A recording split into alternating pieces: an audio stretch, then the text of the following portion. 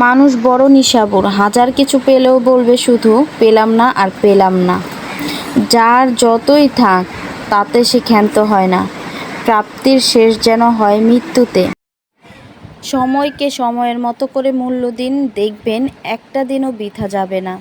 আমরা পৃথিবীতে কে কতদিন বাঁচব তা কেউ জানি না, তাই সময়কে মূল্য দিতে শিখুন। জীবন থেকে একটা সময় বের করে কোথাও ঘুরতে যান, এই একটু সময় বাকি জীবনের স্মৃতি হয়ে থাকবে।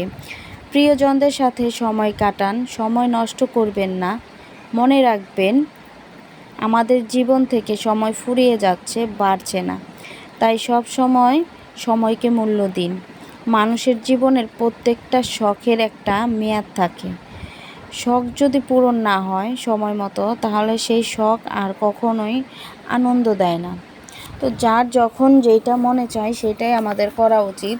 এই যে যেমন আমরা যখন মনে চায় তখনই ঘুরতে চলে যাই, যেখানে যেতে মন চায় সেইটাই করি, সাধ্যের বাইরে যেইখানে যাওয়া যাবে সেরকমটায় জায়গা সিলেক্ট করে চলে যাই কোথাও ঘুরতে, বা ফ্যামিলির সবাই একসাথে হয়ে খুব সুন্দর সুন্দর মোমেন্ট তৈরি করি। যে জিনিসগুলো আমরা যখন আজ থেকে আরও 10 বছর পরে বুড়ো হব, চলতে পারবো না, একসাথে হতে পারবো না, তখন এই স্মৃতিটুকু থেকে যাবে আমাদের মধ্যে।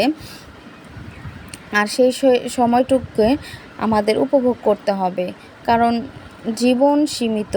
কে কতদিন পৃথিবীতে আছি আমরা এটা কেউ জানি না। তো সেই অনিশ্চিত জীবনকেই সুখময় করে তুলতে হবে।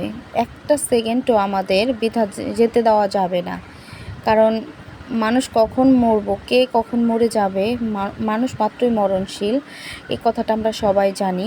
তো এর জন্যই ছেলেকে নিয়ে বের হয়ে যায়। আমার যখন যেখানে ঘুরতে মনে চায়, যেতে মনে চায়, যেইটা করতে মনে চায়, আমার সাধ্যের মধ্যে আমি সবটুকুই করার চেষ্টা করি। আমার মনে হয় আমি যদি আজ মরে যাই, কালকে হয়তো আমার এই স্মৃতিটুকুই সবাই আমাকে স্মরণ করবে, মনে করবে, আর আমারও শখগুলো অপূর্ণ থেকে যাবে। তাই আমি প্রত্যেকটা সময় কাজে লাগানোর চেষ্টা করি।